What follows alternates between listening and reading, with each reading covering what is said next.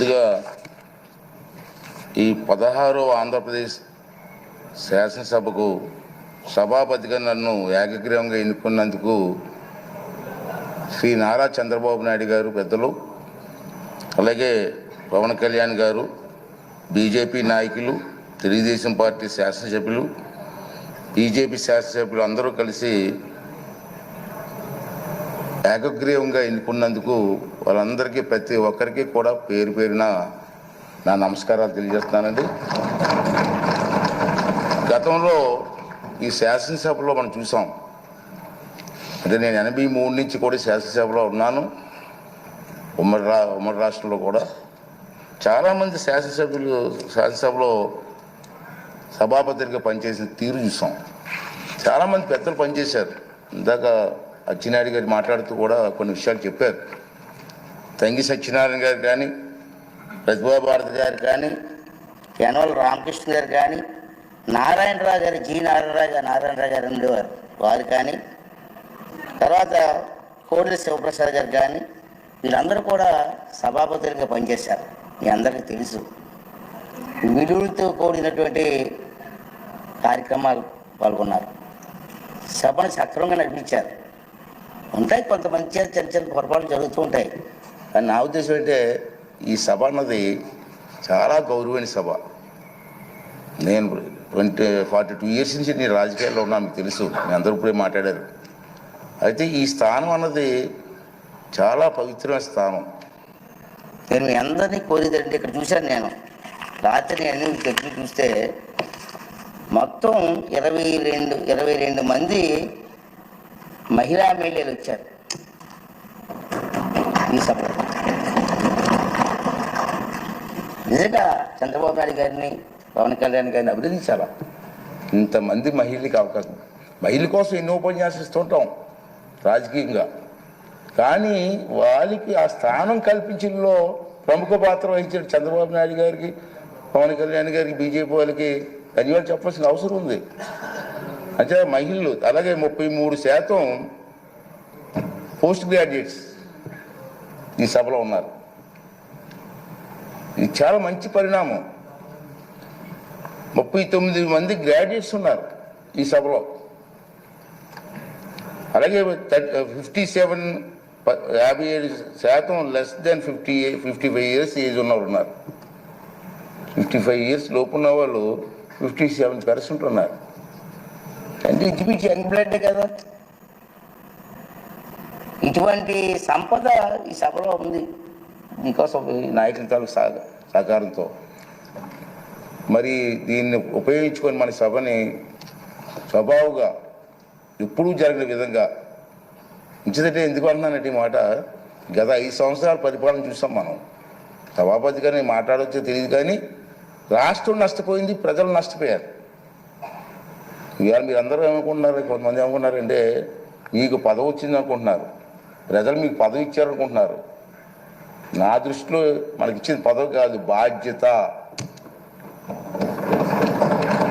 మనకి ఇచ్చింది ఈ టర్మ్లో మనకి ఇచ్చింది పదవి కాదు, ఒక బాధ్యత ఇచ్చారు. మన భుజస్కంధాలకు బాధ్యత పెట్టారు, ఒక నమ్మకంతో ఇచ్చారు. చంద్రబాబు నాయుడు గారు, పవన్ కళ్యాణ్ గారు, బీజేపీ కలిసిపోయి ముందుకు వచ్చారు. ఈ రాష్ట్రానికి న్యాయం జరుగుతుంది, చంద్రబాబు గారు సమర్థవంతంగా పరిపాలన చేసే శక్తి ఉంది అని ఒక నమ్మకం. నేను ఎన్టీ రామారావు గారితో పనిచేశా 83లో, అది ఒక తుఫాను. కానీ సీట్లు వచ్చాయి, కానీ ఇంత మెజార్టీలు రాలే ఆ రోజులో. ఒకసారి గమనించండి, ఒకసారి మీరు. సీట్లు వచ్చాయి, ఇంత మెజార్టీలు రాలే. ఏంటంటే ఒక ఎమ్మెల్యేకి, మా ఎంపీకి వచ్చిన మెజార్టీలు వచ్చి మనం చూశారు మీరు. దాన్ని మనం ఎప్పుడూ మర్చిపోకూడదని చెప్పి ఈ సందర్భంలో మీ అందరికీ మనం చేస్తున్నాను. అలాగే ఫస్ట్ టైం ఎమ్మెల్యేస్ 88 మంది ఉన్నారు మన హౌస్లో. ఫస్ట్ టైం ఎమ్మెల్యేస్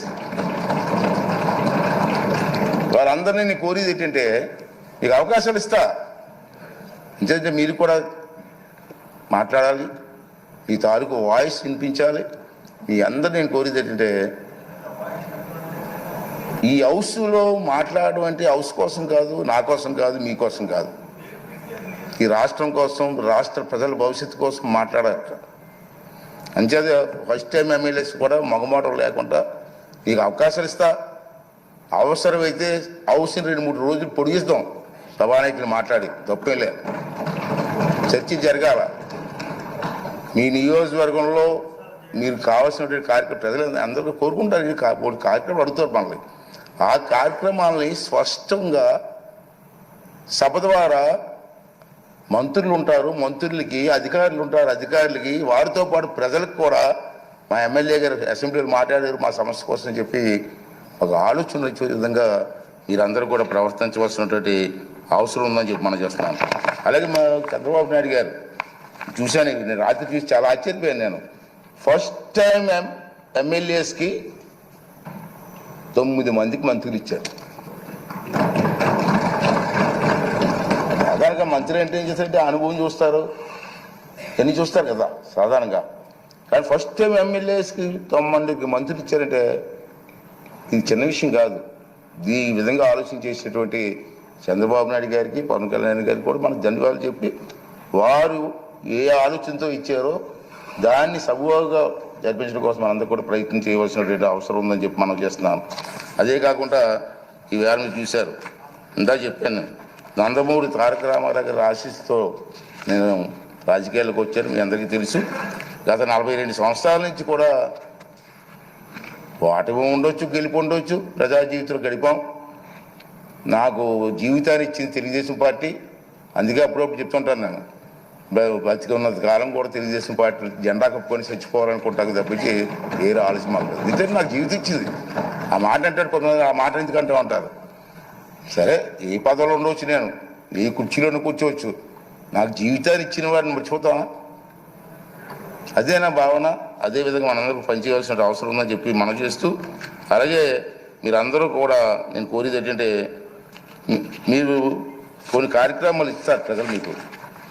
ఆ కార్యక్రమాలని హౌస్లో ఏ విధంగా ప్రజెంటేషన్ చేయాలా? ఇది హౌస్లోకి వచ్చాం, కూర్చున్నాం, వెళ్ళిపోయాం, అది కాదు ముఖ్యం. ప్రతి కార్యక్రమానికి కూడా పద్ధతి ఉంది. మీ దగ్గర రూల్స్ ఉన్నాయి. ఇక్కడ మన ఇక్కడే అసెంబ్లీలో లైబ్రరీ కూడా ఉంది. నేను నా అనుభవం చెప్తున్నాను. ఈవేళ మేము ఫస్ట్ టైం ఎమ్మెల్యే అయినప్పుడు 83లో కానీ 85లో కానీ నేను మంత్రి అయినప్పుడు ఒక క్వశ్చన్ వేస్తే ఆ క్వశ్చన్ ఎలా వేయాలో నేర్చుకోవాలి. ముందు ఏ ఫార్ములా వెళ్ళాలా? సభలో మాట్లాడినప్పుడు మంత్రి ఉంటారు, మంత్రితో పాటు వాళ్ళ డిపార్ట్మెంట్ వాళ్ళ ఆఫీసర్లు ఉంటారు. మీరు మాట్లాడేది మీ సమస్యని ప్రెజెంటేషన్ చేసే విధానాన్ని నేర్చుకోవాలా. ఒక కావలిస్తే చంద్రబాబు నాయుడు పెద్దలతో మాట్లాడి మీకు ట్రైనింగ్ క్యాంప్స్ పెడదాం. ఇంతకుముందు హైదరాబాద్లో ఆ బాబు గారి టైంలో, సార్ మీకు గుర్తుందో లేదు కానీ, ఒక 4-5 రోజులు మాకు ట్రైనింగ్ ఇచ్చారు. ఎన్టీ రామారావు గారు అయితే అక్కడ గండిపేటలో 9 రోజులు ట్రైనింగ్ ఇచ్చారు మాకు. 9 రోజులు అక్కడే ఉన్నాం.